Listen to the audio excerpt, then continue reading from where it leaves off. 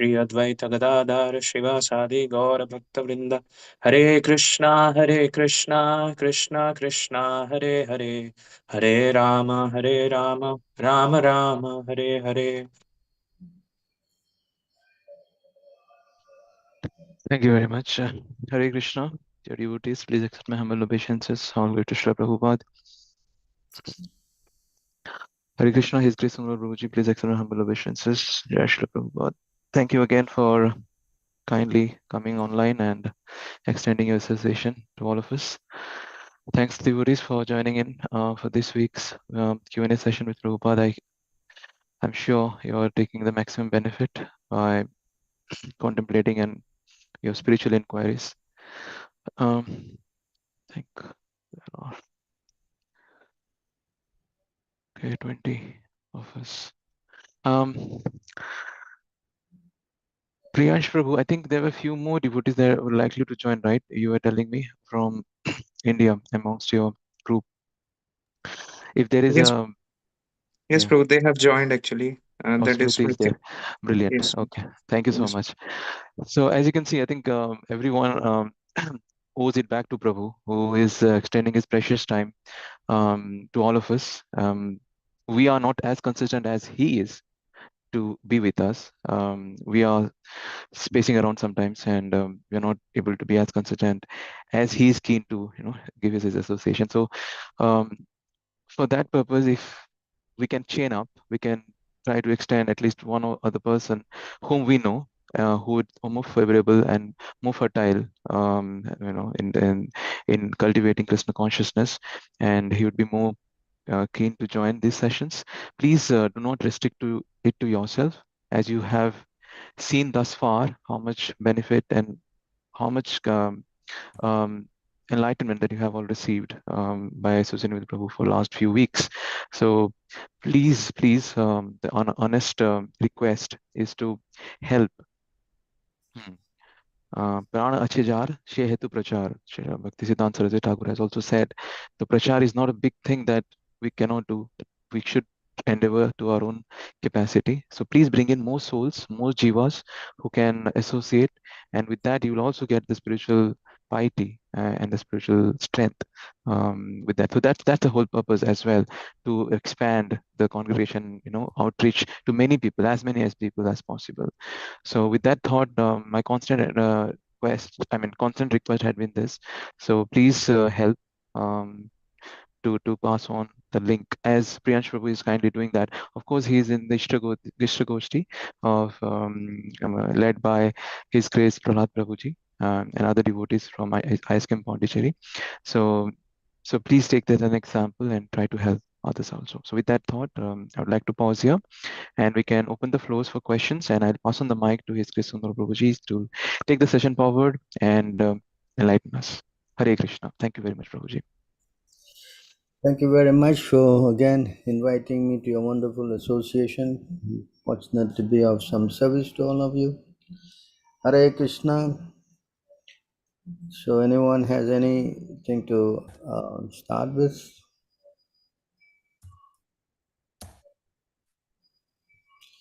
I was hoping that you can please give a comprehensive answer to this question to clear my any misgiving and educate everyone. I have already asked you similar questions a couple of times.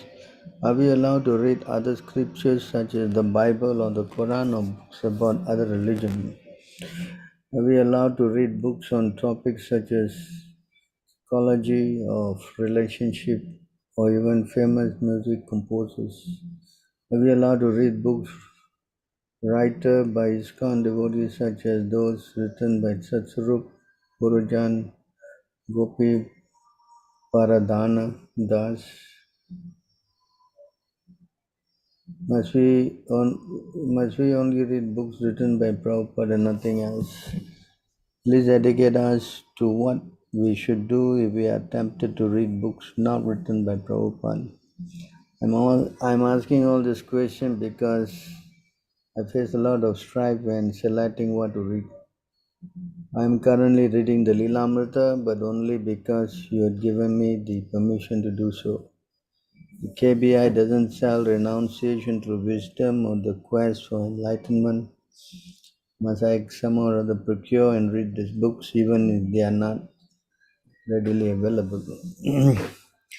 So the real thing is that if you are reading Prabhupada books, because to hear from a pure devotee is the real criteria in getting, purified. Because you not only books, you go onto the YouTube or you go into so many channels, you are hearing actually so many things from so many people. But how to differentiate that, we have to have a sound understanding of the philosophy. So when we have a strong base, especially from reading Prabhupada books, then we will be able to judge what the other person is saying, whether it is in line or not in line. Otherwise, especially if we do not know, we may be influenced, and that's not very good for us, you see. So this is why we should have a sound understanding of the Shastra. So when we have this base, then yes, this is, it gives a very, I would say it safeguards our consciousness, Nobody can stop anyone from doing anything, that's a fact. But nevertheless, it is important that we understand this, Otherwise, anybody has got, so many people have got so many opinions, Hmm? Yes, Yes? Prabhu. Hmm. So how to know what the person is saying and what the person is not saying? Okay? So unless you know, yes. Yes. So in this regard, there is one reference here. This is from the CC. In West Bengal, there was a Brahmana named Tapan Mishra. He could not ascertain the objective of life or how to attain it. One must first attain the object of life and then understand how to attain it. The Krishna conscious movement is pointing out to everyone the object of life is to understand Krishna. And to attain that goal of life, one must practice Krishna consciousness, following the method prescribed by the Goswamis with reference to authoritative scriptures, Shastra, and the Vedas. You see this point here? Yes, Prabhu. Then, when you have that base, if one becomes a bookworm, reading many books and scriptures and hearing many commentaries and instruction of many men, this will produce doubt within his heart. One cannot in this way ascertain the real goal of life. You understand this point? Yes, Prabhu. So this is spoken by Chaitanya Mahaprabhu. In the Srimad Bhagavatam 7:13-8, it says, Grantan naiva abhyasat bahumna vakyam upayunjitaha. One should not read many books, nor should one try to make a profession of reciting many books, especially if one is a devotee. One must give up the ambition to be a learned scholar and this way earn a worldly reputation and financial facilities. If one diverts his attention to studying many books, he cannot fix his mind in devotional service. Nor can he understand many scriptures, for they are full of grave statements and meaning. In this connection, Srila Bhaktisiddhanta Saraswati Thakur gives his opinion that those who are attracted to studying many kinds of literature concerning various subject matter, especially fruitive activities and philosophical speculation, are derived of unalloyed devotional service because of their split attention. Man has a general tendency towards fruitive activities, religious rituals, ritualistic ceremonies, and philosophical speculation. A living entity thus bewildered since time immemorial does not understand the real goal of life, and thus his activities in life are wasted. Innocent persons misled in this way are derived of unalloyed Krishna Bhakti, devotional service to the Lord. Tapan Mishra is a vivid example of such a person. He was a learned scholar, but he could not ascertain what the goal of life is. Therefore, he was given a chance to hear Lord Chaitanya Mahaprabhu instructing Sanatana Goswami. Lord Chaitanya's instruction to Tapan Mishra is especially significant for a person who loiter here and there, collecting books and reading none of them, thus becoming bewildered regarding the aim of life. So you understand this point here? Yes. So we have to read. I don't say you don't read, but you have to read something that will strengthen your devotion. That is the real idea.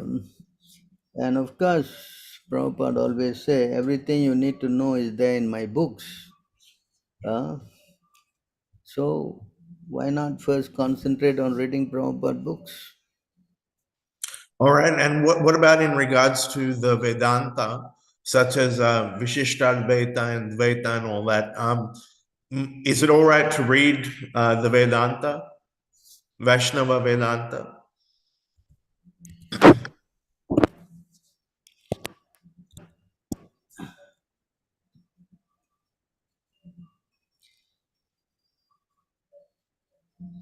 You want to read this?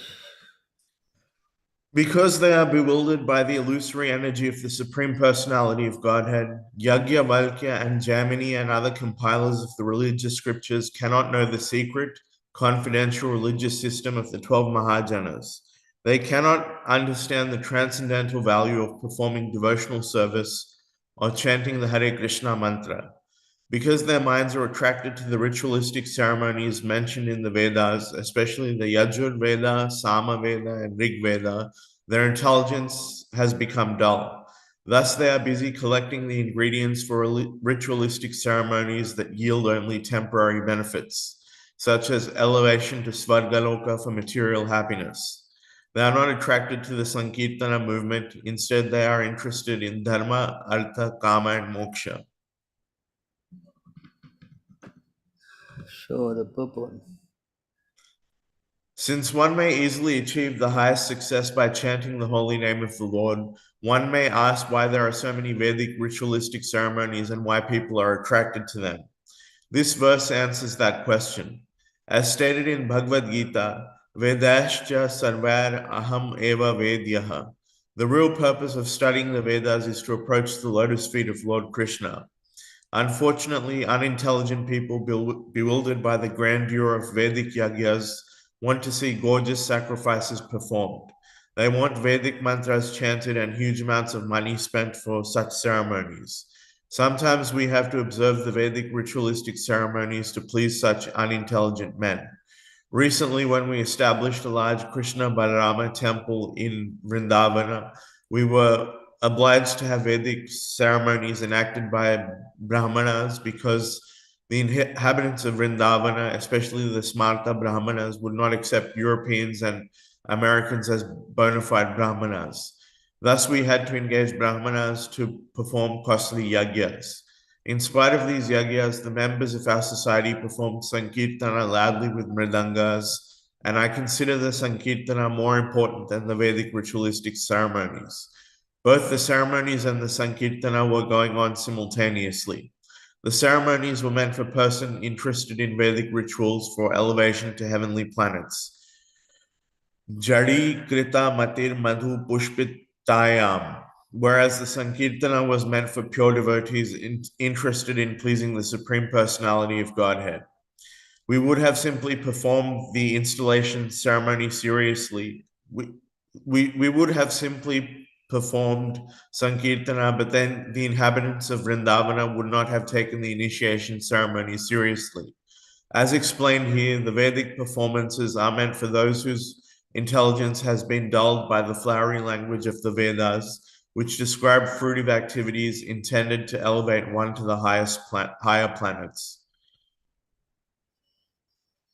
Especially in this age of Kali, Sankirtana alone is sufficient. If the members of our temples in the different parts of the world simply continue Sankirtana before the deity, especially before Sri Chaitanya Mahaprabhu, they will remain perfect. There is no need of any other performances. Nevertheless, to keep oneself clean in habits and mind, deity worship and other regulative principles are required. Srila Jiva Goswami says that although Sankirtana is sufficient for the perfection of life, the archana or worship of the deity in the temple must continue in order that the devotees may stay clean and pure. Srila Bhaktisiddhanta Saraswati Thakura therefore recommended that one follow both processes simultaneously. We strictly follow his principle of performing deity worship and Sankirtana along parallel lines. This we should continue. So you see, the main thing is that we should try to understand that you study Vedanta, but the conclusion of the Vedanta is the Srimad Bhagavatam. That's why Chaitanya Mahaprabhu, he didn't write a commentary. So because he said the natural commentary is in the Bhagavatam. So if you study the Bhagavatam, that means you're including everything, All right. Yes. Understand? So this is the agreement, the understanding that we read, especially the last book written by Veda Vyas, the Srimad Bhagavatam, to develop, love for Krishna. That is the goal of all this knowledge, What is the use of studying all these millions of books and then we have no understanding or developing any attraction for Krishna? Yes, Prabhu. That is the objective, And I wanted to know about these obscure books, like I mentioned Renunciation Through Wisdom and The Quest for Enlightenment, and there's others there as well. There's some books which are a bit obscure, like they're not in circulation as much as most of the other books. So if we're supposed to read all of Prabhupada's books, do we have to read the obscure books as well? No, but if you read these three books, Prabhupada said, the Bhagavad Gita, the Bhagavatam, the Chaitanya Charitamrita, and Nectar of Devotion, then you include everything already, All right. That is the main thing. If you can just read these books, then everything is included, because whatever is spoken in these books are also spoken in the smaller books, no? Yes. Yes. Yes, Prabhu. You can always read and nobody is objecting that, but it has been repeated there, But some of these books are Prabhupada classes, Yes, So, Prabhu. so you can, I don't see any problem. Yes, Prabhu. At least you should hear somewhere something, should be,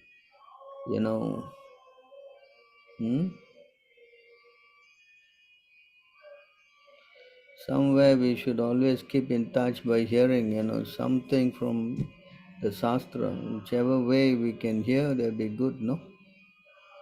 Yes, Prabhu. Yes. Yes.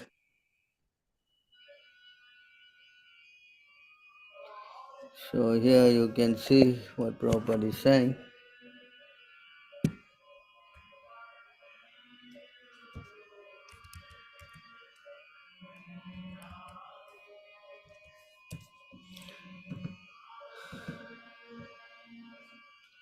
You want to read this? The 12th item is to give up the company of non-devotees. 13. One should not accept an unlimited number of disciples. 14. One should not partially study many scriptures just to be able to give references and expand explanations. Accepting an unlimited number of devotees or disciples is very risky for one who is not a preacher. According to Srila Jiva Goswami, a preacher has to accept many disciples to expand the cult of Sri Chaitanya Mahaprabhu. This is risky because when a spiritual master accepts a disciple, he naturally accepts the disciple's sinful activities and their reactions. Unless he is very powerful, he cannot assimilate all the sinful reactions of his disciples and has to suffer the consequences. Therefore, one is generally forbidden to accept many disciples. One should not partially study a book just to pose oneself as a great scholar by being able to refer to scriptures. In our Krishna consciousness movement, we have therefore limited our study of the Vedic literatures to the Bhagavad Gita, Srimad Bhagavatam, Chaitanya Charitamrita, and Bhakti Rasamrita Sindhu. These four works are sufficient for preaching purposes. They are adequate for understanding of the philosophy and the spreading of missionary activities all over the world. If one studies a particular book, he must do so thoroughly. That is the principle. By thoroughly studying a limited number of books, one can understand the philosophy. Yes. Yes, Prabhu. So, is it clear? Yes, Prabhu. I can't speak as usual. Please forgive me. Prabhu, can you tell us how you memorize and read Prabhupada books? And Prabhu, I've heard this word Sambandha, Abhidaya and Priyojana. What do this mean?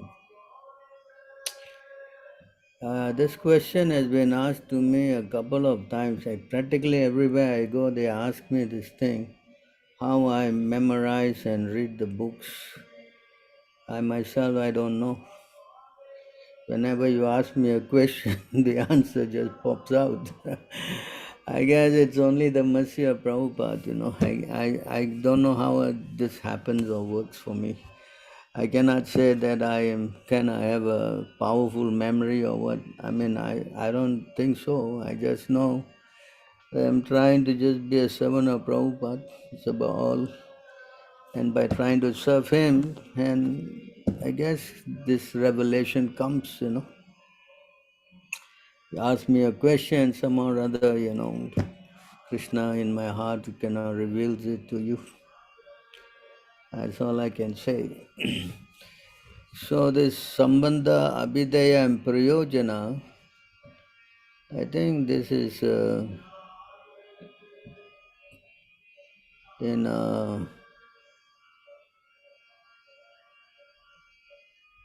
19 maybe, Madhya 19. Let me see.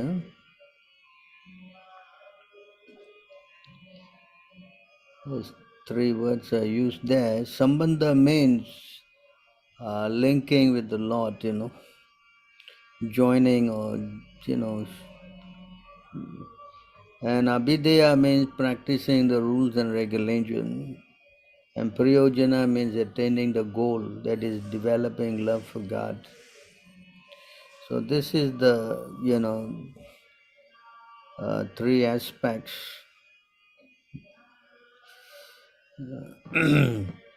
So I think this is explained in this Chaitanya Charitamrita.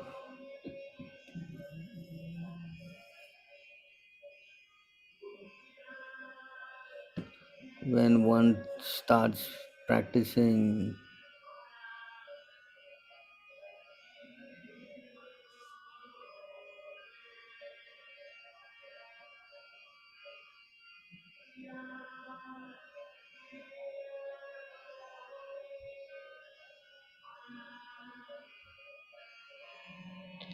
this is the breakdown of these three things.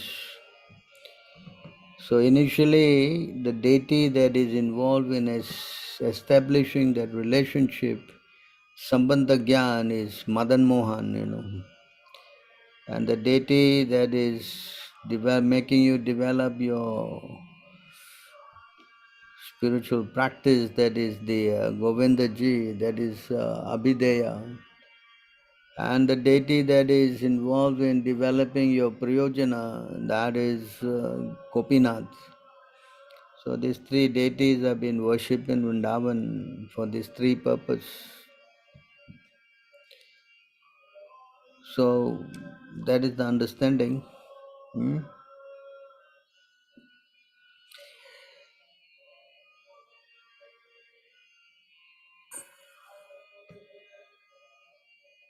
I don't seem to be locating this verse for that. Sambandha, Abhigya and Prayojana.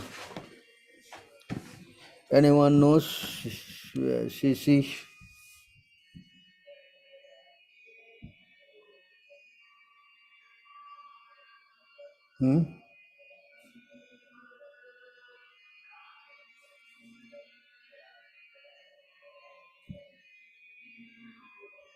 Nobody knows, huh?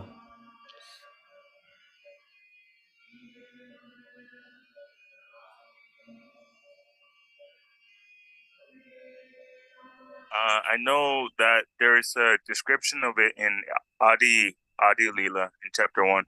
Chapter 1, where? Can you take it out? Yeah, hold on. So you can read the three deities' names are there. You should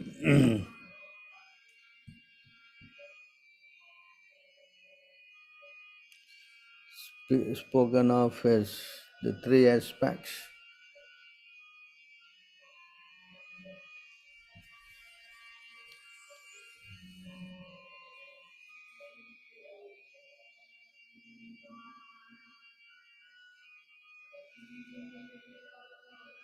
In CCRD 773, there is in the purport. Where is that? 7? 773. 7 what? Adi, is it? Yes, Prabhu. All right, thank you very much. Prabhu 73. 773.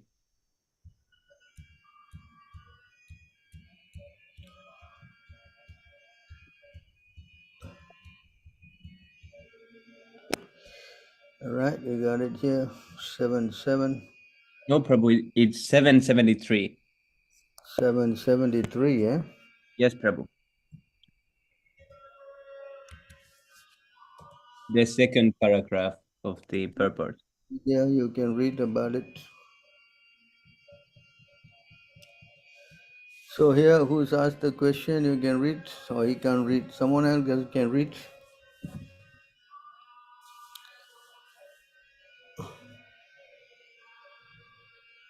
Anyone Hare want to Krishna, help? according to the Vedic principles, there are three stages of spiritual advancement, namely Sambandha Jnana, Abhideya, and Prayojana. Sambandha Jnana refers to establishing one's original relationship with the Supreme Personality of Godhead. Abhideya refers to acting according to that constitutional relationship, and Prayojana is the ultimate goal of life, which is to develop love of Godhead. Prema Arto Mahan. If one adheres to the regulative principles under the order of the spiritual master, he very easily achieves the ultimate goal of his life. A person who is addicted to the chanting of the Hare Krishna mantra is very easily gets opportunity to serve the Supreme Personality of Godhead directly.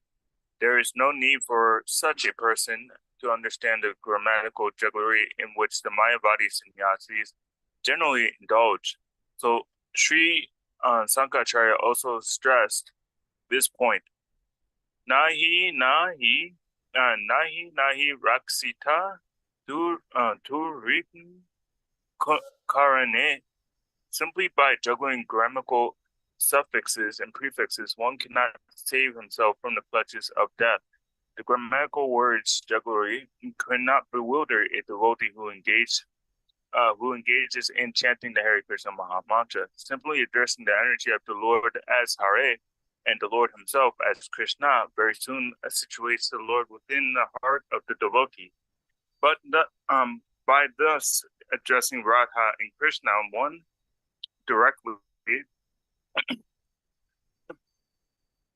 directly engages in lordship service. The essence of all revealed scriptures and knowledge is present when one addresses the Lord in his energy.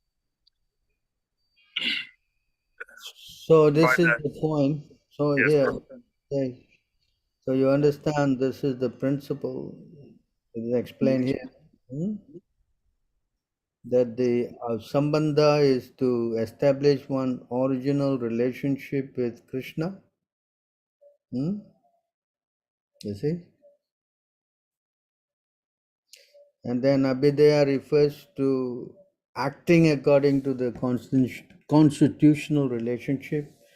And the third one, priyojana, is the ultimate goal of life, which is to develop love for God. So these are the breakdown of the three principles. So initially we have to establish the connection with the spiritual master, and then he will tell you to perform the process, that is the rules and regulation. And by carrying that out, you develop the objective, that is to develop love for Krishna. So that is the meaning of this Sambandha, Abhidaya and Priyojana. Right, so we go to the next question. I'm asking this question on behalf of Roni Prabhu. Okay, Lord Shiva is considered the greatest Vaishnava. So how come he got attached to Madana Mohini and felt great lust towards her? So this is actually Krishna's way of acting his pastimes. Although Lord Shiva is a very great devotee, the Lord, used this episode to tell us how we have to be very careful with Krishna's Maya. We cannot in any time think that we are immune to her. We have to be very cautious dealing with Maya. Even great personalities like Lord Shiva can become subjugated. What to speak about small living entities like us? So these are all actually activities done by the Lord to teach us to be very careful. Right? What does Krishna conscious say about Hari and Hara? Well, Hari is Krishna, and of course, sometimes this Hara is said to be Shiva, and sometimes the word Hara is translated to be the Srimati Radharani. So if it's Hari and Hara taken as Hara as Lord Shiva, so that should be understood as milk and yogurt. Krishna is milk and Lord Shiva is yogurt. So from milk you get yogurt, but you cannot get from yogurt milk. So we have to understand Hari Hara like that.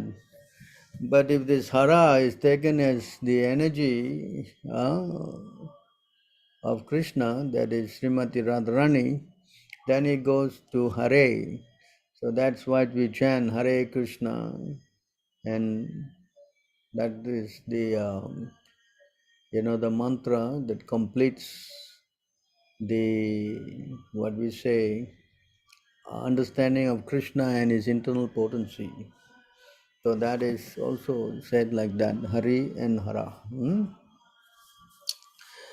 Three guna avatar of the Lord of Brahma, Vishnu and Shiva, since they are avatar of Krishna, are they as potent as him? They are in charge of the different modes. Lord Brahma is in charge of the mode of passion, Lord Shiva is in charge of the mode of ignorance, and Lord Vishnu in charge of the mode of goodness, So this is how they are, that's why they are called guna avatars. How much they are potent of Krishna. Krishna is all pervading, he is beyond the modes, Krishna is not under the modes. Whereas these three personalities, of course, Vishnu is also not under the modes, but other two of them are under the control of mode of passion and ignorance. So when someone is in the mode of passion and ignorance, he has got limited qualities. As the breakdown goes, that Krishna has got 64 qualities to the max, whereas Lord Brahma has got 50 qualities and Lord Shiva has got 55 qualities. So they are not as fully independent as Lord Krishna.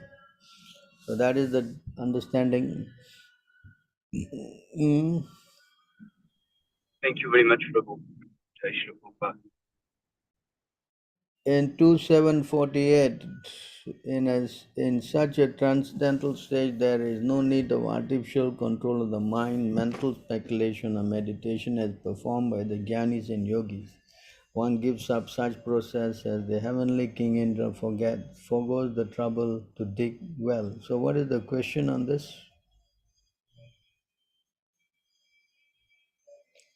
Hare Krishna, Prabhu. It was related to Sanchit Prabhu's question.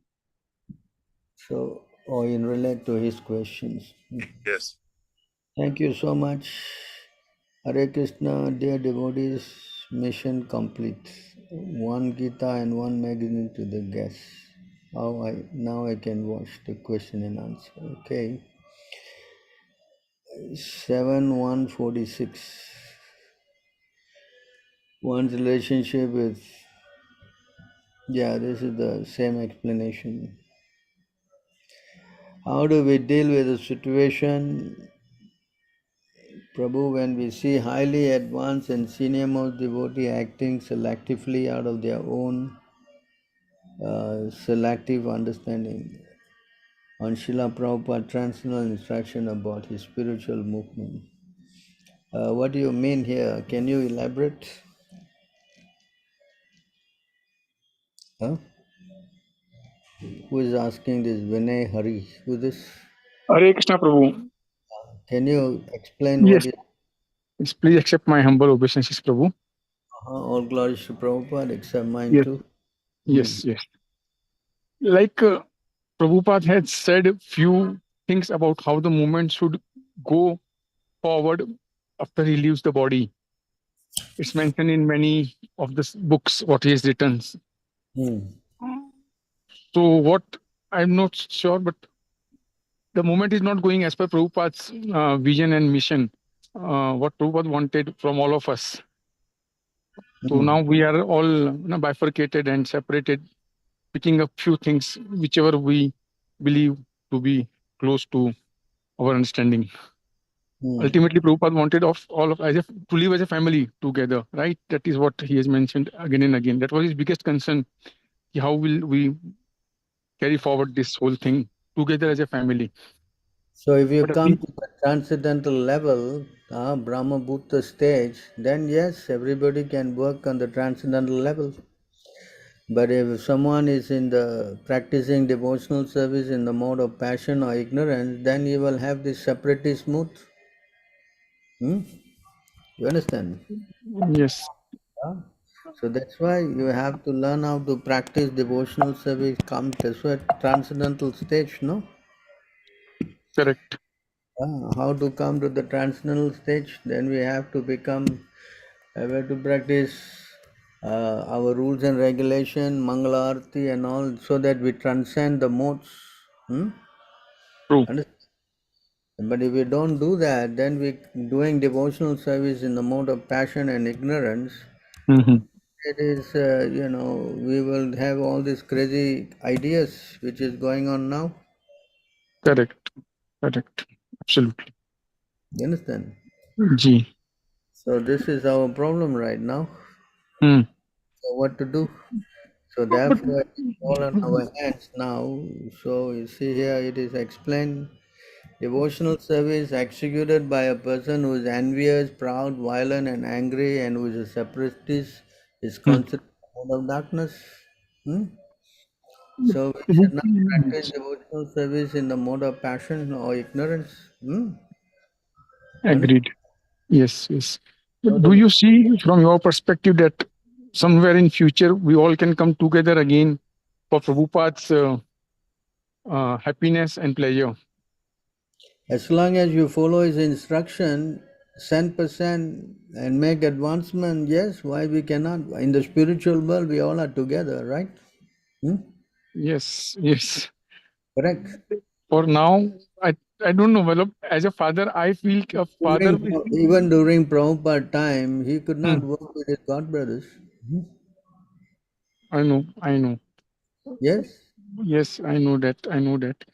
He went up preaching, so he did what, and whoever could work with him, you work with them. Whoever could not work, what to do? We just have to go on doing our work, no? Yes? Agreed. But Cannot as sit a down and wait. father, We cannot sit down and wait for the whole world, We have to just carry on our instruction to serve Prabhupada.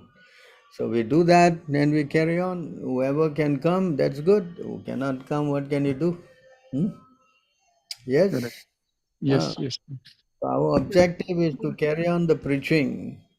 And we cannot just wait for everybody to come together to then preach. No, that's not possible. No, that's not my point, Prabhu. That's not at all my point. I agree. Fundamentally, I agree with you, Prabhu. But Yes. from as a father, I understand when the children's of a father, same father, have conflict among themselves due to the misunderstanding of father's principles. So it's mostly very painful for the father. Children are acting on their understanding for sure. If there are 4 children and 4 children pick up one principle and separately they work on for the same father.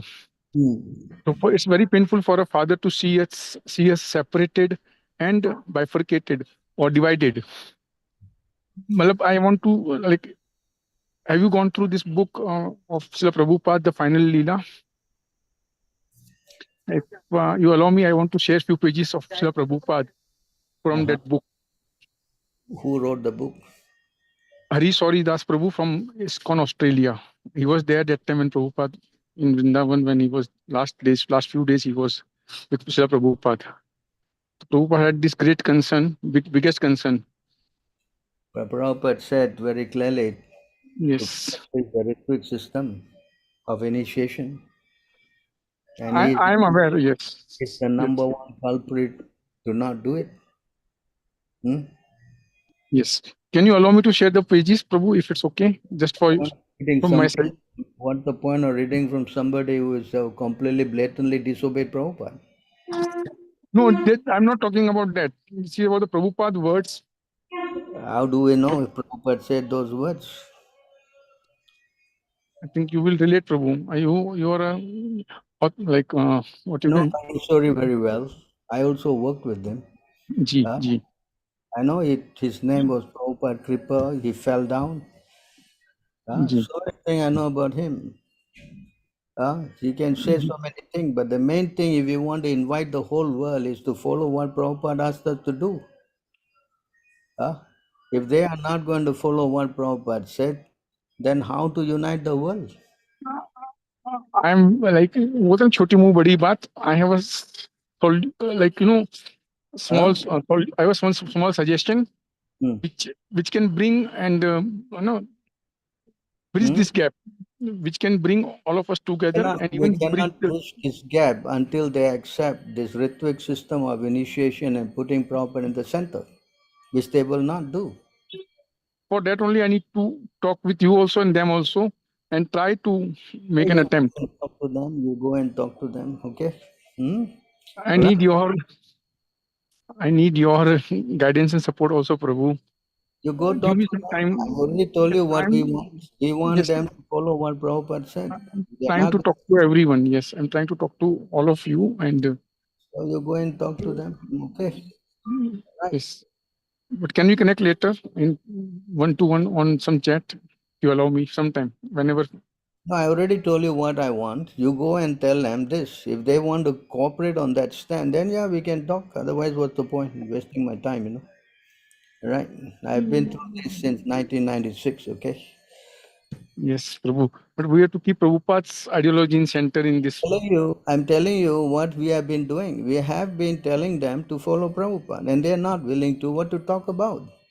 There has to be some middle way, Prabhu, and there is a middle way. Then we have tried. You go and do your thing now. You think you can work? Go. I've got no objection to your endeavor, your so-called. You can go and try. Okay. I need your blessings and. All right. Next question. Hare Krishna, Prabhu. Hare Krishna, Prabhu. Why only second initiated devotees are permitted to serve the deity form of the Lord? So that is actually Prabhupada's system, that unless you are twice initiated, you are actually in the Brahminical level, then you are allowed to go and do all the deity worship. Otherwise, you are not allowed. You're not even allowed to cook also. That's Prabhupada's standard. Right.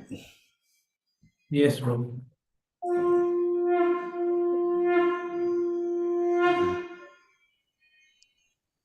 Hare Krishna Prabhu, Dandvat Pranam, Jai Srila Prabhupada. Yeah. Prabhu, can I ask a question? Yes. Prabhu, actually, I have a doubt regarding that. Prabhu, how we can check that if we are in acting under Maya or acting under Krishna? Like in perfect question, perfect answer, Prabhu, Prabhupada mentions that when we are serving Krishna and when we are in Krishna consciousness, Hmm. actually we are controlled by Krishna. So, Prabhu, like whenever I'm acting and doing something, like I have some two options. Like either I have to choose this way or that way. Prabhu, after choosing a path, later I realized that I have chosen by the influence of Maya. So, Prabhu, before choosing a way, how I can check that it is the influence of Maya or it is an influence of Krishna? Why don't you reveal your mind to some devotees that you feel that can help you and take guidance? Huh? Hello? Yes, Prabhu. You do that, then you check with them, what should I do? And they will suggest. In that way, according to the scripture, Shastra, you have to do everything according to Shastra. Then you are protected. I mean, if you don't know, then you go to somebody who can guide you. Yes? Yes, Prabhu. So it says here, one should therefore understand what is duty and what not duty by the regulation of the scriptures. Knowing such rules and regulation, one should act so that he may gradually be elevated. You understand this? Huh? Yes, Prabhu. Ah. So if you act according to the Shastra, Sadhu and Guru, then you are protected. You will not make mistakes. But if you act according to your mind, then the mind can mislead you in many ways. Yes? Yes, Prabhu. Ah. So therefore we are very careful. We don't really, come under the subjugation of our mind. That's why no spiritual authority will say that you will listen to his mind. You understand? Yes, Prabhu. You follow? No, this is explained here. Prabhu, like in some situation, we are like we cannot consult, like we have to take some immediate actions. So in that situation, Prabhu, how we can take that? In that situation, you pray to Krishna. Krishna is in your heart, correct? Please help me, guide me. Surely Krishna will help. Why you will not help?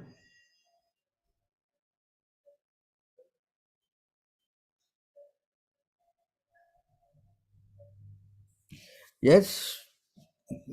Yes, Prabhu. I mean, it is something like death and dying situation or whatever. I don't see, you can always call someone. I mean, if you got time. Otherwise, if you feel that it is not right, then you try to pray to the Lord and make the decision. Yes, Prabhu. Oh, you can read Prabhu, this. yes, Prabhu.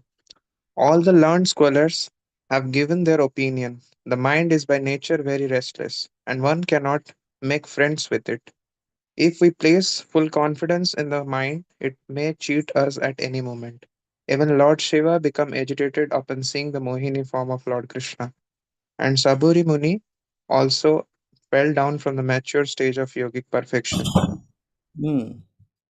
Yes. So you try to, get direction from Sadhu Shastra Guru, and for some reason you cannot, then what to do? Correct? Pray to Yes, Krishna, Prabhu. Shishan, no? Yes. Yes, Prabhu. You were saying what Prabhupada Antilila was written by Tamal Krishna Goswami. Actually, Prabhu, I'm answering to him. Actually, he was referring to someone else. So Is this someone? Hare Krishna Prabhu, can I ask you a question now? Yeah. So Prabhu, I was reading this Krishna book and there was some purport written, so I didn't understand it clearly. So I'll just, I wanted to understand from your end. So it is written in one of the, chapter that those who successfully practice bhakti yoga go directly to the spiritual world after giving up this present body, and there they become situated in one of the Vaikuntha planets. The inhabitants of Vrindavan are all pure devotees. Their destination after quitting the body is Krishna Loka. They even surpass the Vaikuntha Lokas. The fact is that those who are always engaged in Krishna consciousness and mature, pure devotional service are given the chance after death to gain Krishna's association in one of the universes within the material world. Krishna's pastimes are continuously going on either in this universe or another universe. Just as the sun globe is passing over many places across this earthly planet, so Krishna Lila or the transcendental advent and pastimes of Krishna are also going on continuously. So through this, this purport, I didn't really understand that clearly. I cannot really hear you. Your voice seems to be breaking. So I really don't know where you're reading from. Okay, no problem, Prabhuji. Tell me I'll the just page and type the this in number. We 5 can minutes. put it up on the screen so we all can read together. Exactly where is this? I'll just type this in 5 minutes, Prabhuji, because this is on my phone. I've joined from laptop. So give me 5 minutes, Prabhuji. I'll type in the chat. What is that again? I gave you co-host, so you can share on your screen. No, Prabhuji, I'm actually on my mobile That's phone. okay. You can do that. What is the verse number? Just tell the verse number. It's page number 249 and 250, Prabhuji. Krishna book. Ah, it's Krishna. Can someone just take that out and paste it up? What is the point in this thing? What did you really didn't understand? Can you just say in a few words? Yeah, Prabhuji. So here it is, first it was, written that those who successfully practice bhakti yoga go directly to the spiritual world after giving up this present body and become situated in one of the Vaikuntha planets. Your Again, voice is very, wavy, we cannot really. Can you go to the mic more clearly, go to closer to your mic and speak? are you able to hear me now, Prabhuji? Better now.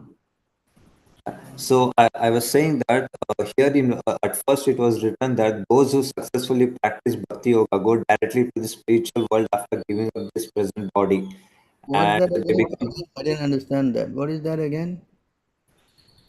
I'll type in just a minute, Prabhuji.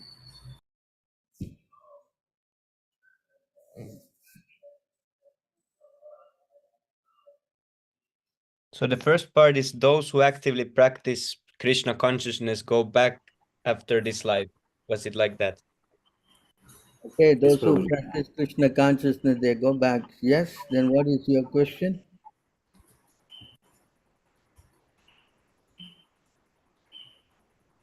We cannot hear you, Ajay.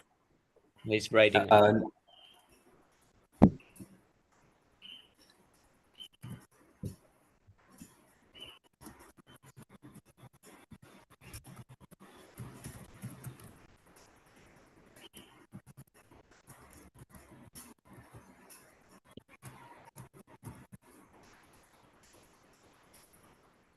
So, okay, anybody else got any other questions until he gets himself together on this?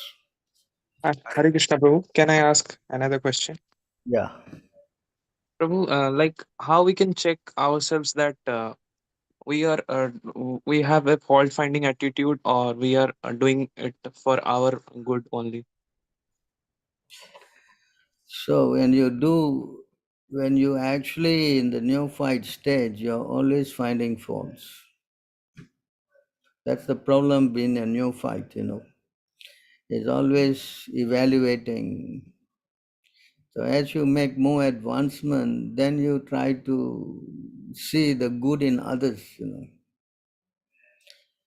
So therefore, whether it is fault or not fault, the best thing is to reveal the mind to the devotees who are, you are associating with, and then tell them whatever your mind is thinking, inquire confidentially, and then they will be able to guide and say, oh, you shouldn't be thinking like this, this is not the way. Like that, they will tell you.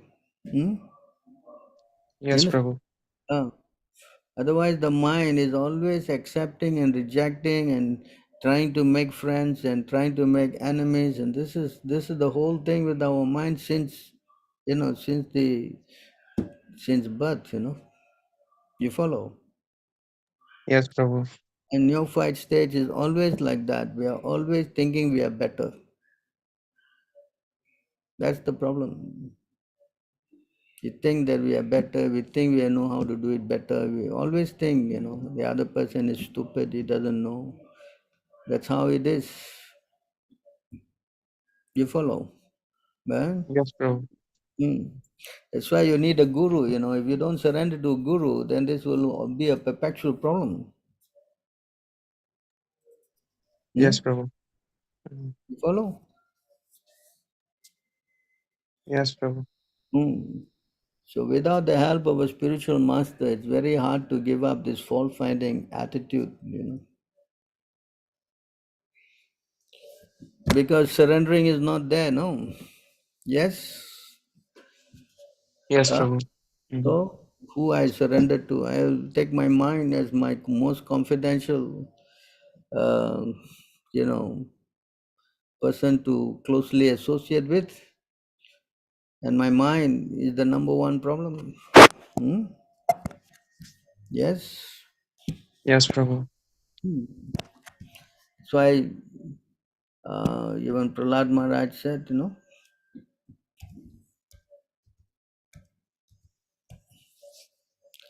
he also said the same thing to his father.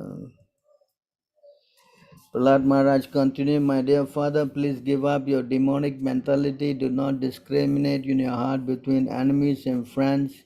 Make your mind equiposed towards everyone except for the uncontrolled and misguided mind. There's no enemy in this world. When one sees everyone on the platform of equality, one then comes to the position of worshipping the Lord perfectly. But this is not a neophyte stage, Yes? Yes, Prabhu. Therefore, we have to learn how to come out of this, and that rules and regulations are there. Get connected to a spiritual master, surrender, follow the rules and regulation, try to stay association of devotees. All these are very, very, very important to make us come out of this habit, Yes, Prabhu. Hmm? Prabhu, fault finding also comes out of that enviousness and all, Prabhu. Yes, of course. Yeah. Hmm? Yes, Prabhu. Yeah. Because you don't surrender, no? Yes, Yes, correct. Prabhu. Hmm. Always you will have, the mind will tell you that you are better, you know better. This is the classic example of a neophyte person, is always thinking is better. Whereas the advanced devotee, he thinks that everyone is better than him.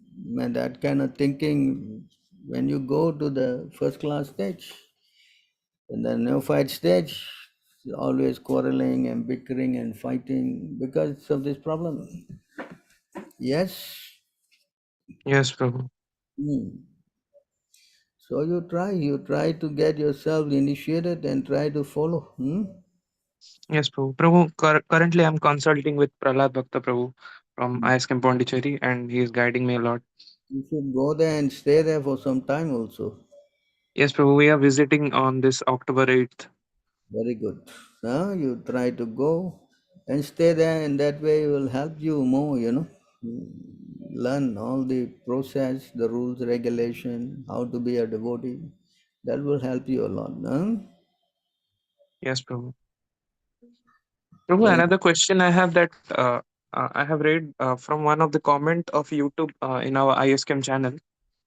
Prabhu, one person, he was a little envious of Ritvik devotees, and he was asking like that if Krishna is not taking the service of the ISKCON devotees because they are offending Srila Prabhupada, because Srila Prabhupada said that if we miss out any point of spiritual master, then Vigraha turns out to Galagraha. So why like Radha Shyam Sundar in ISKCON Vrindavan temple and Radha Madhav in ISKCON Mayapur, why they are taking service and they are performing Leela, and sometimes supernatural things comes out in YouTube. This type of question I have seen. So Prabhu, how we can counteract that? You do not know. All these are so many stories are coming from so many angles, Yes? Did you verify all these stories? Hello? Hello? Yes, Prabhu. Did you verify all these stories? No, Prabhu. So how you can say? So many people can say so many things. But one thing is a fact that they have disobeyed Prabhupada. Yes? Yes, Prabhu. That is not a story. Yes? Yes, Prabhu. So why I should listen to stories? I should see what you're doing, correct? Yes, Prabhu. And if you're gone against Prabhupada, then your Prabhupada say you become useless. So, yes? Correct? Yes, Prabhu. Yes, Prabhu. Huh? They say, oh, Jayapataka started singing and the deity started crying. Huh? They think, wow, look. But in the Bhagavatam is written, if the deity cry means it's some very big offense. Yes? Yes, Prabhu. So if you do not know the Shastra, then you will be misled. Correct? Yes, Prabhu. Yes or not? Yes, Prabhu. So we do not take stories, we take the words of our spiritual master. Correct? Yes, Prabhu. Understand?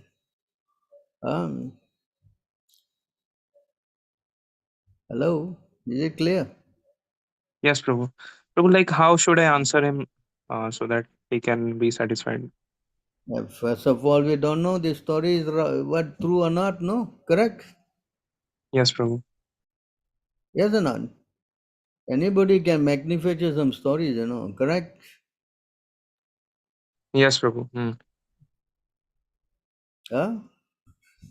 Hello? Unless you have, it is really, I mean, like the deity from Vrindavan, he walked all the way to Kathak, no? Huh? Yes? Sakshi Gopal? Yes, Prabhu. Yes, Prabhu. This kind of things are happening? Tell me. If so many things are happening, why they can't finish their temple, no? Hello? Yes, Prabhu. If they are so potent, why so much fighting going on, correct? Yes, Hello? Prabhu. So all these are serious questions, and we cannot just become emotional and sentimental about the whole thing, That's why we have to have sound understanding of Sadhu Shastra Guru. Yes? Yes, Prabhu. So what is the Shastric and Sadhu and Guru standing? If you disobey Prabhupada, so the deities will dance with you. Hello? No, Possible? Prabhu. No, Prabhu. You tell me. I am telling you, all this, so many people will manufacture so many stories, Prabhu. I went there, I saw the deity was smiling at me. Therefore, I knew I'm the right path. Hello? Is this how you make a decision? Tell me. No, Prabhu. So I don't think you should go and fall into this kind of things, You first study Prabhupada books thoroughly. Yes? Yes, Prabhu. Prabhu, actually, he was referring to a video of YouTube that went viral of ISKCON Mayapur, that Madhav was setting his bansuri, his fluid, Prabhu. Madhu was setting what? His fluid. Actually, it was in different position, and when Darsana Arti was going on, that time he was setting his fluid. It's what? Fluid, Prabhu. Basuri. Flute, Prabhu, flute. Flute. So he Yes, was Prabhu. setting his flute. So, hello? You saw the Yes, whole, huh? That's what they say, right? yes, Prabhu. All their opinion, correct? Yes, Prabhu. I don't know where you can do some wrong thing and then the Lord will relate to you. The Lord will not relate to anybody except a pure devotee, You understand? Even the two devotees that went to Vrindavan and spoke to the deities, Prabhupada, right? They are actually eternal the Nitya Siddhas who come to enact the pastimes with the Lord. Huh? You follow? Yes, Prabhu. Yeah. I don't think we should cheapen this whole process, Correct? Yes, Prabhu. You should just take it a grain of salt and see what. Main thing is that you try to first understand and follow your order of the spiritual master. That you have to do properly, no? Correct? Huh? Yes, Prabhu. That is very important. Ah, I'm worrying about all these other things, Correct? Yes? Yes, yes, Prabhu. So, the next question, we are chanting this verse, Devim Saraswatim Vyasam Tato Jayam Udirayat. So when we pouring our respects to Saraswati, it is not that we are doing a big puja for her and worshipping her like other people who worship the demigods, because she is actually the goddess of learning. We are paying our respectful obeisances. We're not that we are, from then on starting to do big Devi worship or something. Hello? Yes, Prabhu. Yeah? So we should understand that. Okay, Prabhu. Thank you, Prabhu. Hare Krishna. I have a question written in the verse 11, 13, 36. Just as a drunken man does not notice if he is wearing his coat or shirt, similarly, one who is perfect in self realization and who has thus achieved his eternal identity does not notice whether the temporary body is sitting or standing, and that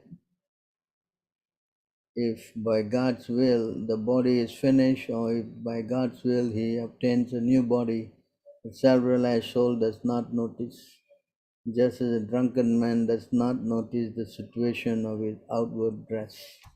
So what let isn't the body and the pure devotee are non-different? The body and the pure devotee, the body is actually the external dress.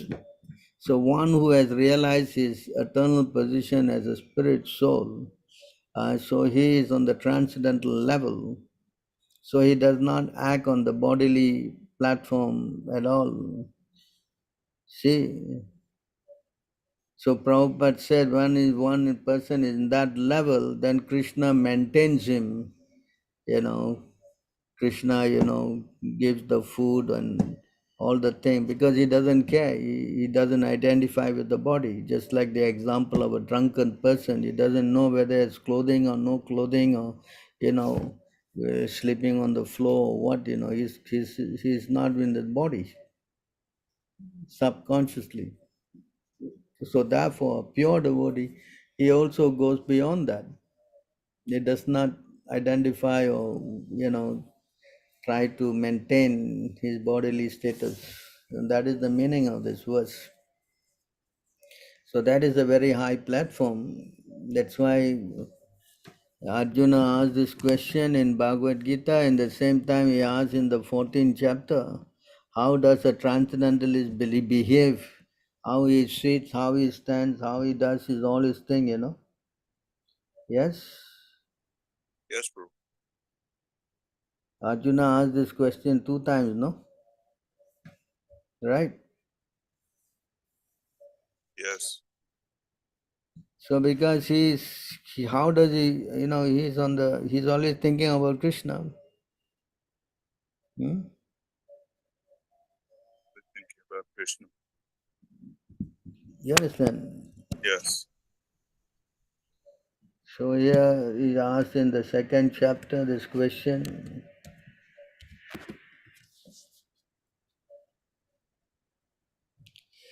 Arjuna said, O Krishna, what are the symptoms of one whose consciousness is thus much in transcendence? How does he speak and what is his language? How does he sit and how does he walk? You see, same thing, no? Yes. Hmm. So the Lord then replied that such a man is satisfied in the spiritual plane, you know. Supreme Personality of Godhead, so Partha, when man gives up all varieties of desire for sense gratification which arise from mental concoction, when his mind thus purified finds satisfaction in the self alone, then he is said to be in the pure transcendental consciousness. Yes? Yes.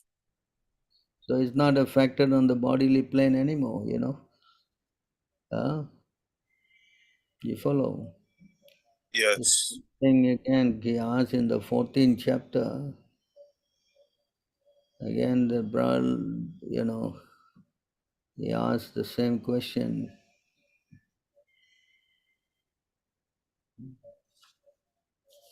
Yeah, again, same thing.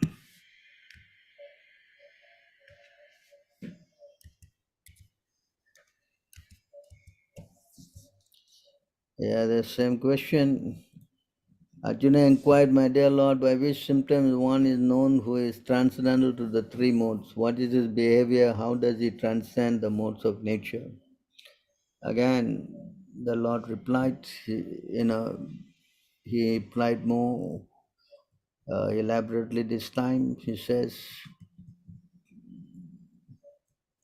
Supreme Personality of Godhead said, O son of Pandu, one who does not have hate, illumination, attachment, and delusion when they are present, or long for them when they disappear, who is unwavering and undisturbed through all these reactions of the material qualities, remaining neutral and transcendental, knowing that the modes alone are active, who is situated in the self and regards alike happiness and distress, who looks upon a lump of earth, a stone, a piece of gold with an equal eye, who is equal toward the desire and the undesirable, who is steadily situated equally well in praise and blame, honor and dishonor, who treats alike both friend and enemy, and who has renounced all material activities. Such a person is said to have transcended the modes of nature.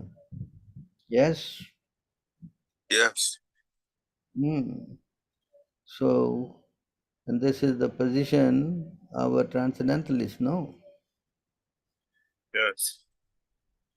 Correct? So we have to know this.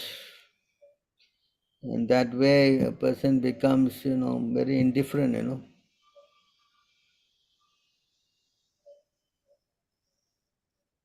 It's very hard to understand this, Prabhu.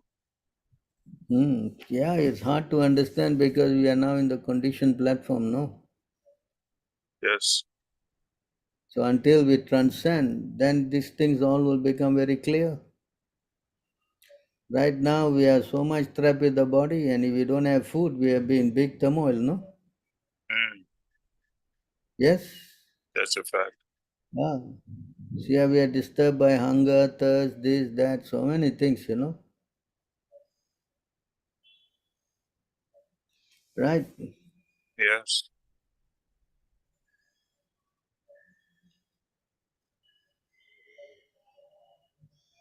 So the same question was asked by Uddhava also. Every time this point is there.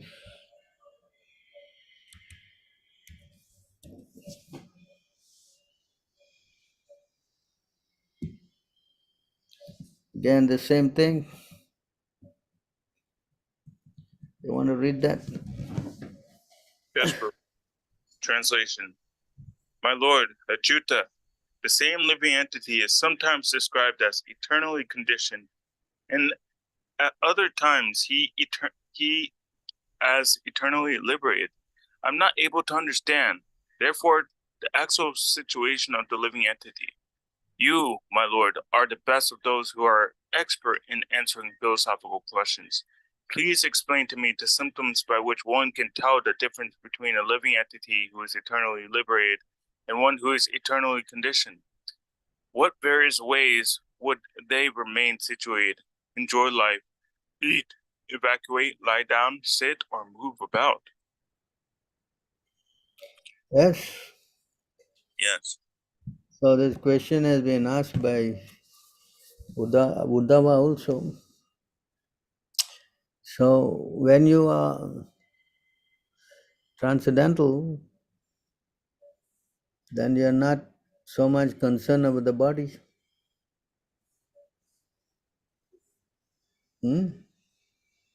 Yes.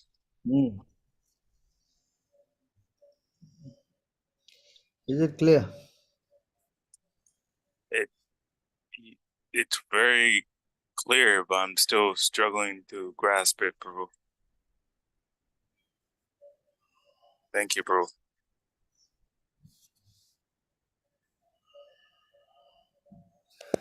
So again here, Krishna is explaining.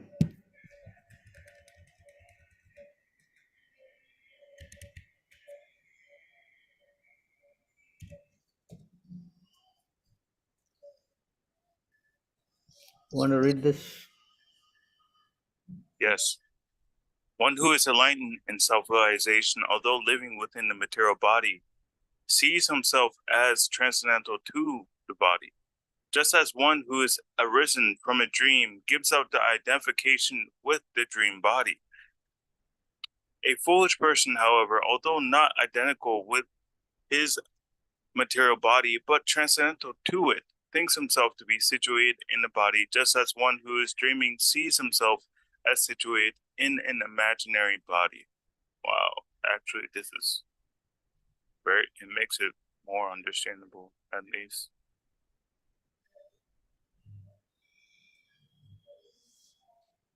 Translation. An enlightened person who is free from the contamination of material desire does not consider himself to be the performer of the bodily activities. Rather, he knows that in all activities, it is only the senses, born of the modes of material nature, that are contacting sense objects born of the same modes of nature.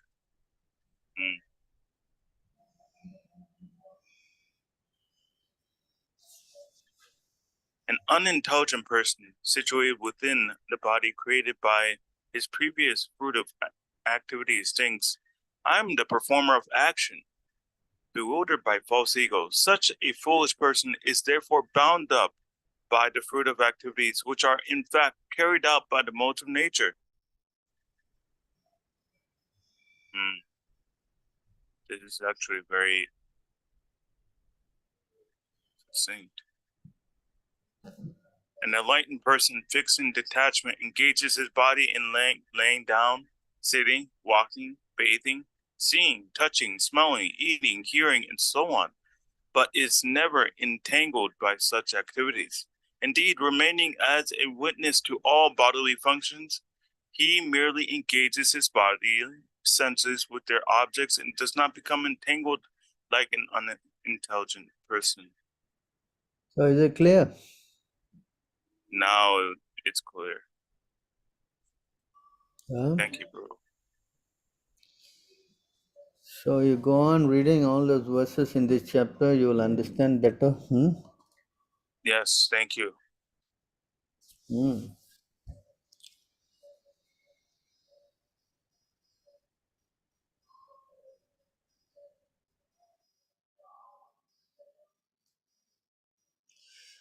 What kind of rituals are generally performed by Vaishnavas during housewarming ceremony? I heard that Sudarshan Yajna can be performed. Is it correct, Prabhu? Well, the best activity just now we read, Prabhupada said in that verse, while opening up the Krishna Balaram temple, the Brahmanas all wanted to do this big puja. But Prabhupada was saying that chanting was the most important and that itself is sufficient. So if you can do this Hari Kirtan chanting, that is enough. Everything that is incomplete will become complete by chanting. Yes. Okay, Prabhu. Anything else can come apart from chanting, Prabhu? Chanting is enough. Chanting is the ultimate. There's nothing else. Okay, Prabhu. Thank you, Prabhu. Hare Krishna. Can you read this? Yeah. There may be discrepancies in pronouncing the mantras and observing the regulative principles. And moreover, there may be discrepancies in regard to time, place, person, and paraphernalia. But when your Lordship's holy name is chanted, everything becomes faultless. Yes. Yes, Prabhu. So why we want to do other things?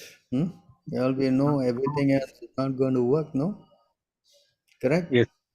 Yeah. Yes or not? Yes, Whoever Prabhu. chant any mantra, nobody can chant any mantra in Kali Yuga perfectly, right? Yes, Prabhu. So Prabhu, better, yes. during initiation, there will be some homa yajna performed, right? So with the Yes. fire and all. So what is that, Prabhu? That is actually mantras glorifying the acharyas. Okay. Understand? When we do that chanting, that is chanting, invoking the blessings of all the acharyas. You see the mantra we chant to all the acharyas, correct? Yes? Yes. Yes, Prabhu.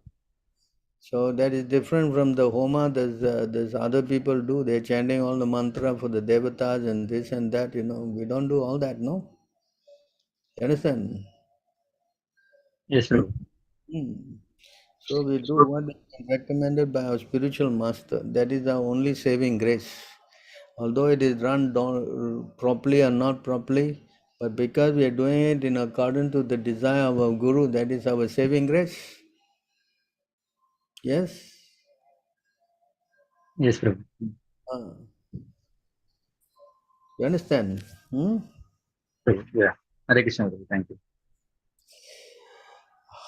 What about the mind? How do you detach the mind from what is happening around you about body and mind? Different entities, isn't it? Please clarify. Yeah, the mind is the cause of all problem. So our whole idea is to try to get to control the mind. That is the whole thing. And how to control the mind is given here. This is the process. You want to read this? Who asked this question? You want to read? Someone want to read this?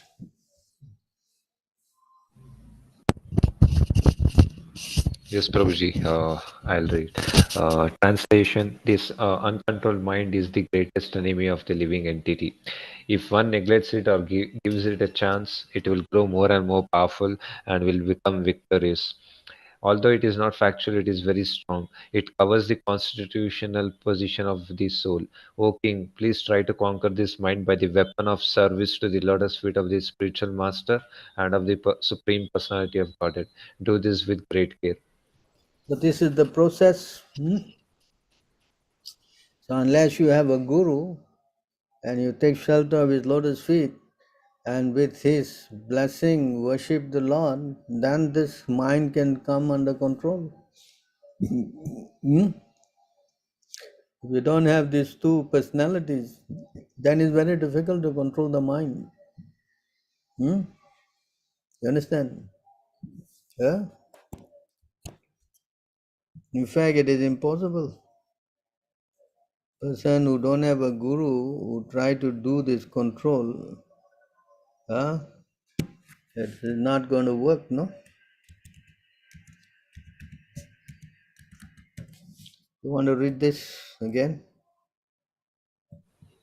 Yes, bro. The mind is like an impetus horse that even persons who have regulated their senses and breath cannot control. Those in this world who try to tame the uncontrolled mind but who abandon the feet of their spiritual master encounter hundreds of obstacles in the cultivation of various distressful practices. O unborn Lord, they are like merchants on a boat in the ocean who have failed to employ a helmsman. Yes? You understand?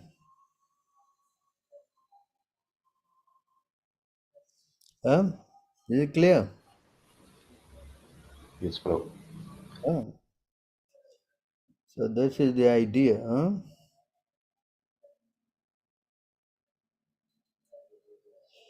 Sometimes the soul is referred as eternal conditioned soul. Does that mean some soul would always be stuck in the material world? There are two kinds of soul. One soul is called Nitya Bada and the other one is called Nitya Siddha. Nitya Bada means is eternally, he's been here for so long in the material world that he is classified as eternally conditioned soul. Whereas the Nitya Siddha is a soul that come here from the spiritual world and they never forget Krishna at any moment of their life. They are called Nitya Siddhas. So because the other one, we have been here since time immemorial, so therefore we are referred to as eternally conditioned soul. But that doesn't mean that you cannot be liberated. The only way you can come out of this is if you take shelter of a pure devotee, and this will help to liberate your conditioning nature. Yes, Yes, Prabhu. please Yes, Prabhu, I also had one more question. yeah. I was reading the Krishna book in which Srila Prabhupada is saying that all the cowherd friends of Krishna were demigods in their previous life and they have performed very pious activities in order to become friend of Krishna. But like, aren't friend of Krishna eternally liberated? So how did they become like demigods? They were elevated to demigod due to their piety, performing pious work. So they worship the demigod, they go to the planet of the demigods. That's explained in the Bhagavad Gita, no? Those who worship the demigods go to demigods, correct? Yes, Prabhu. Hmm. But Prabhu, my question is, Krishna's friend were demigod in their previous life. Krishna's coward friends. So I was saying that aren't they like always with Krishna in the spiritual world? Aren't they always liberated? So why did they become demigods? Because they were doing pious activities enough to go to the planet of the demigods. They did not do direct service to Krishna to qualify to going back to the spiritual world. You understand? Okay, Prabhu. Yes, Huh? Prabhu. So those who go to the demigod, Krishna gives them a chance to come and associate with him. Okay, Prabhu. Understand? Because they Yes, are Prabhu. much more purer than us, a conditioned soul. So when he comes to do his pastimes, he need to have devotees around, no, who can show examples, correct? Yes, Prabhu. Ah, like now, suppose Krishna were to come, you think he will take birth in the, let's say, in the Europe or America or somewhere, nobody knows him? Huh? Where you? No, Prabhu. Definitely he will go to India where there are many devotees, correct? Yes, Prabhu. Ah. So he has to make arrangement to bring all the devotees and everybody to assist him in his pastime. So therefore he ordered all the demigods to come down and take birth. Okay, Yes. Prabhu. You understand? Yes, Hmm? Prabhu. Hmm. Yes, Prabhu. That's how to do his pastime. We can't just do pastime with so many people who don't know nothing, no? Correct? Yes, Prabhu. Yes. Hmm. So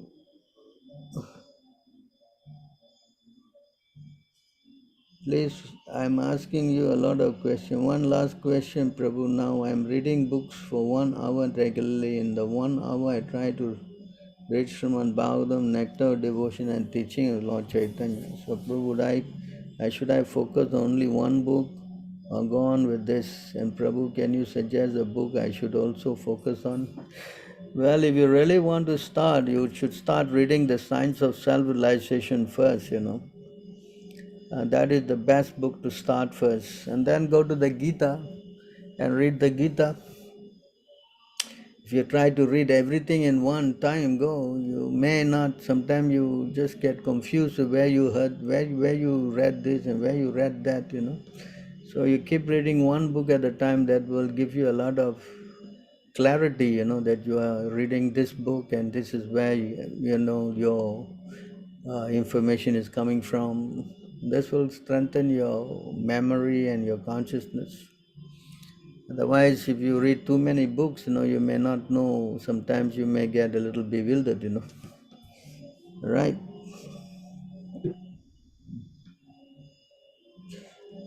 I could not read for some reason. My mic is not working. All right. So, is it working now? Any other questions?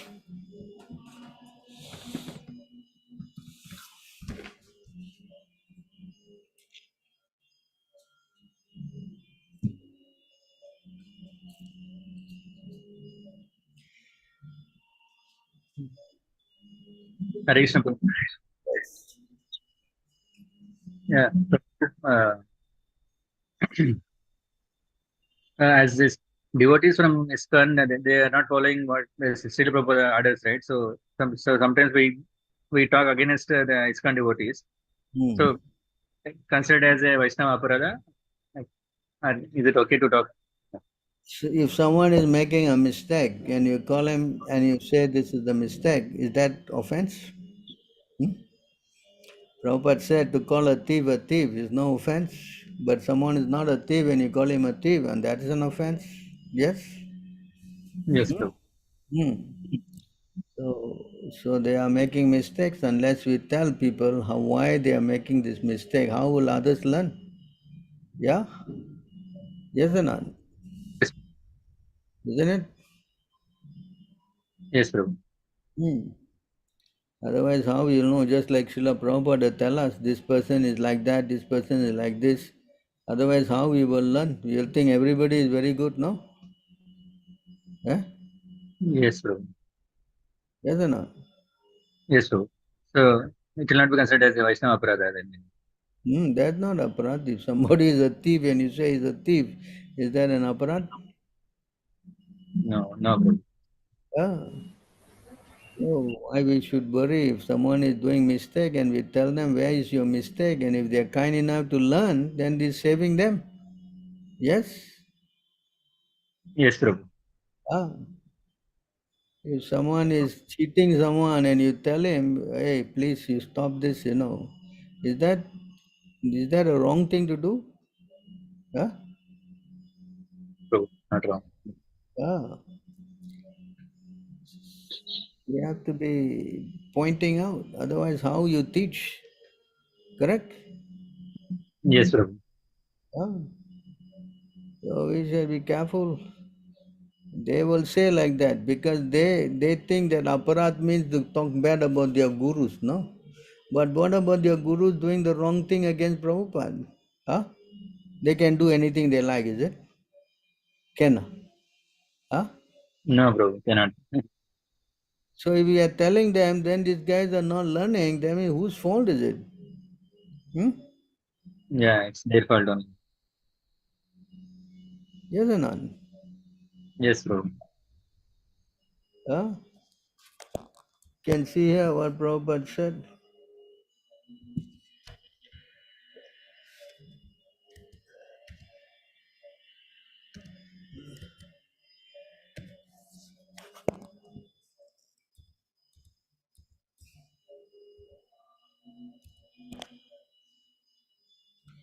So here you can see.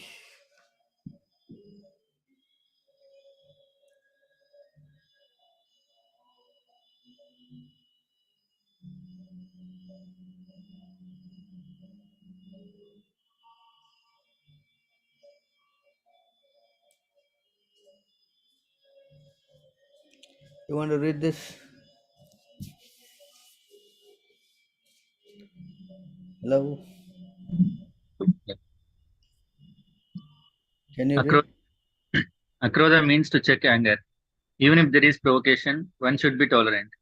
For once one becomes angry, his whole body becomes polluted. Anger is a product of the mode of passion and lust. So one who is transcendentally situated should check himself from anger. Apaisunam means that one should not find fault with others or correct them unnecessarily. Of course, to call a thief is not fault finding, but to call an honest person a thief is very much offensive for one who is making advancement in spiritual life. All Three, right. Understand that? yes, Prabhu. Hmm? Understand, Prabhu. Thank you, Hmm. Prabhu. So this is how we know. You can't, I mean, if he's a thief and you call him a thief, that's not fault finding, Prabhupada said. Hmm?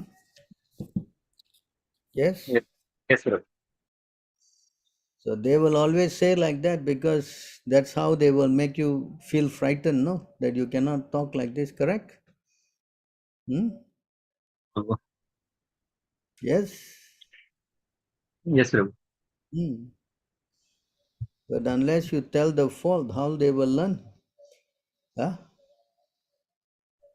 Correct? Yes, yeah, yes, Prabhu. I heard it. Hmm. So don't go and fall for their crazy nonsense, you know. They are trying to say Vaishnava Aparad. Who is Vaishnav? Someone who don't follow Prabhupada is not considered Vaishnav. Yes? See Vaishnav? Huh? Is it there, Prabhu? Yeah. Right?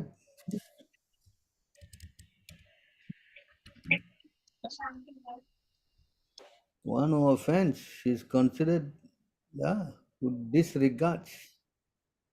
Hmm?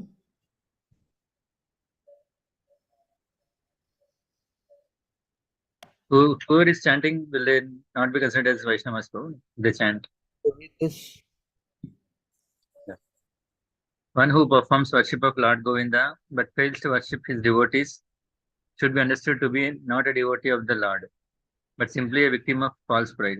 For one who has accepted shelter at the lotus feet of a pure devotee of Krishna, it is very easy to execute worship of the Lord himself. hmm? Yes. Yes. If they offend Prabhupada, then how can they be considered as devotees? Hmm? Yes.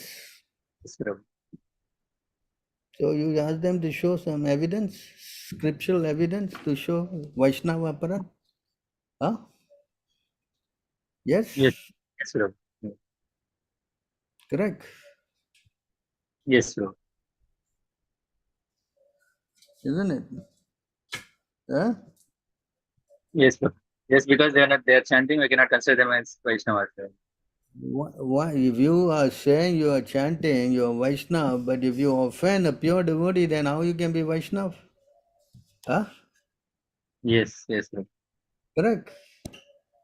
Yes, Prabhu. And you don't follow. Correct. Yes, Prabhu.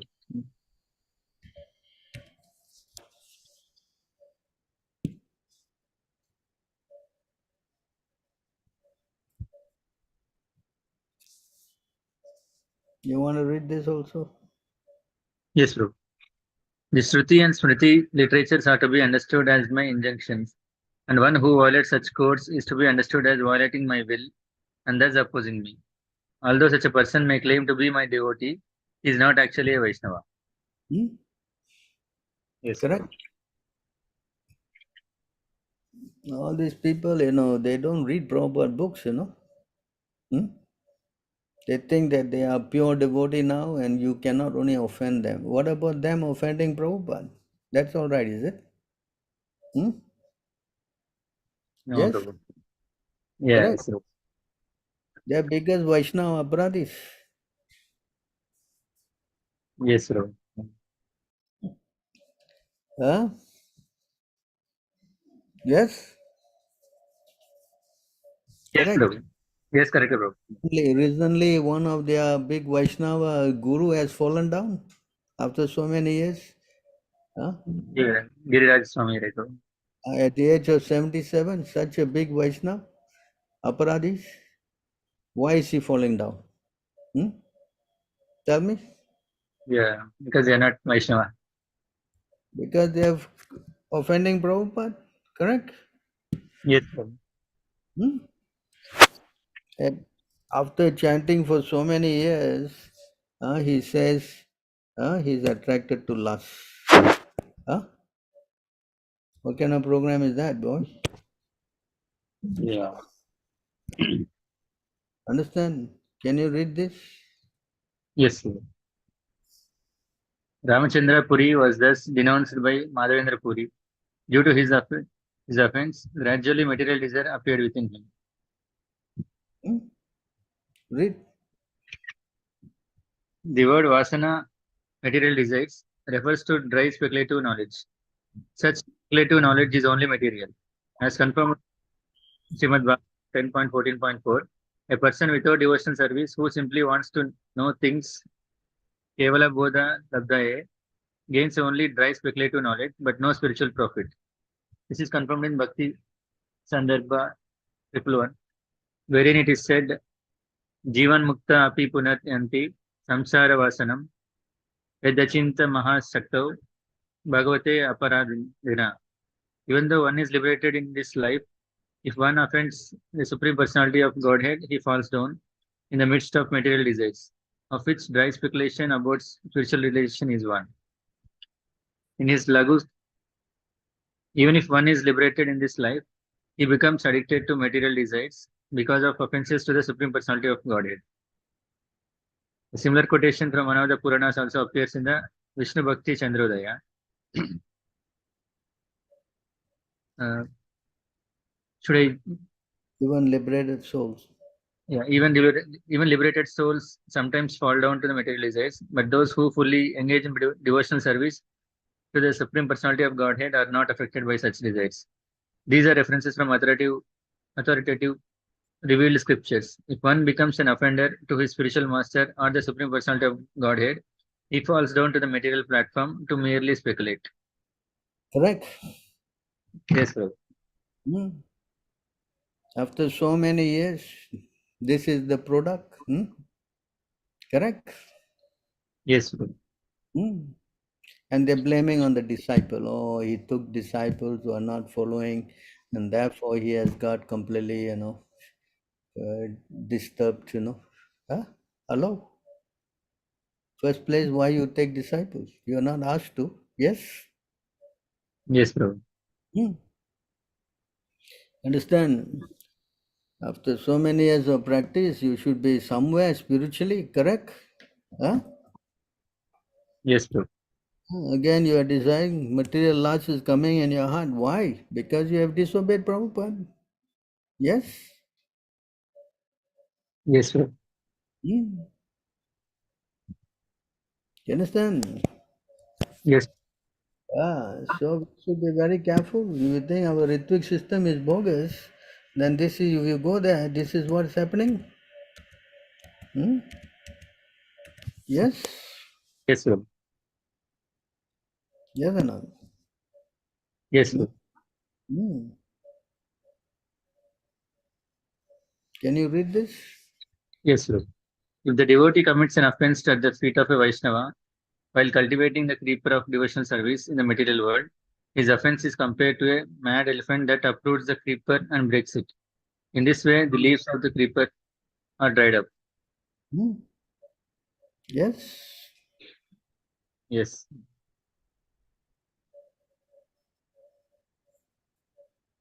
You want to read this? Yes, Prabhu. Offenses against the holy, giving up the regulative principles and living according to one's whims is compared to a mad elephant, which by force uproots the Bhakti Lata and breaks it to pieces. In this way, the Bhakti Lata shrivels up. Such an offense is especially created when one disobeys the instructions of the spiritual master. This is called Guru Avagna. The devotee must therefore be very careful not to commit offenses against the spiritual master by disobeying his instructions. As soon as one is deviated from the instructions of the spiritual master, the uprooting of the Bhakti Lata begins, and gradually all the leaves dry up. Yes? Yes, Prabhu. So you see how dangerous this program is. You think they are right. All we hear is only falling down. We never hear anybody becoming what, ecstasy and dancing, and do we see that? In their Yes. camp, do we see that? Yeah, Huh? no, Prabhu. Huh? So this clearly shows they are off track. Yes, sir. This is all nonsense. Is it clear? Yes, Prabhu, clear. Hare Krishna. Any other questions? Yes, Prabhu. Can I share my screen? So Yes. I've just pulled out that purport here. Just a minute, Prabhuji. Share your screens. I think the host has to let me to share this screen. You're good. Thank you, Prabhu.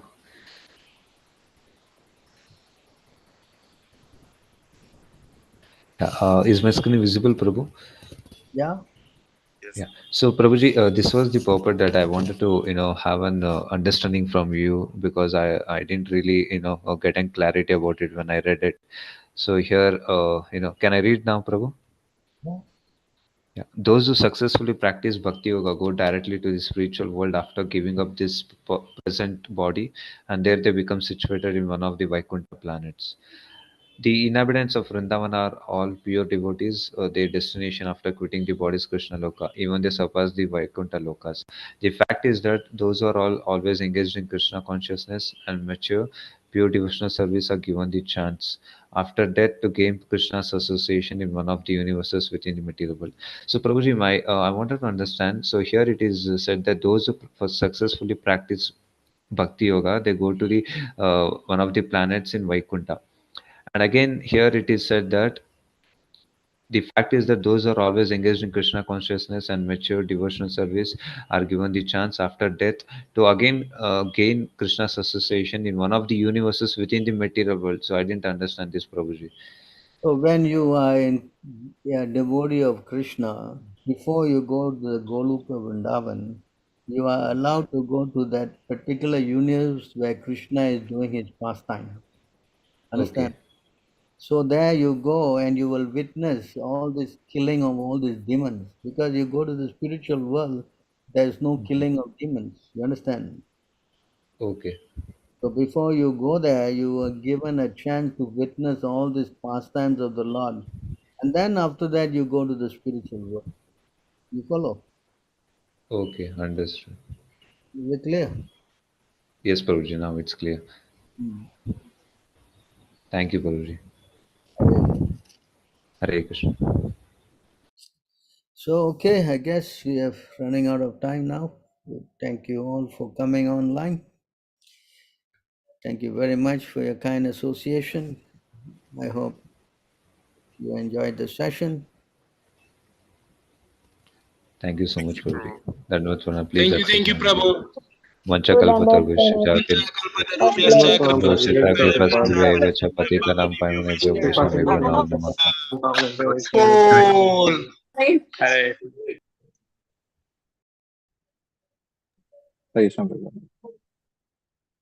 Hare Krishna. Hari Prabhu. Bol, Prabhu. Hare Krishna.